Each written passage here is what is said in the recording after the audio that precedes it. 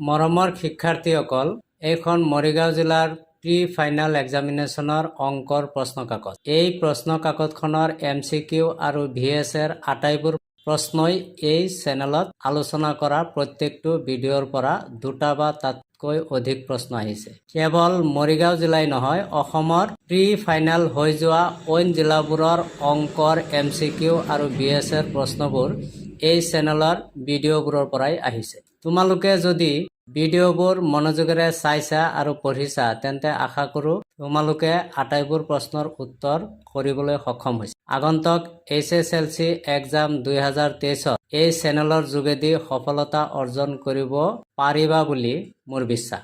আগলৈ বৰ্ণনাত্মক সিলেক্টিভ প্ৰশ্নৰ উত্তৰসমূহ আলোচনা কৰা হ'ব।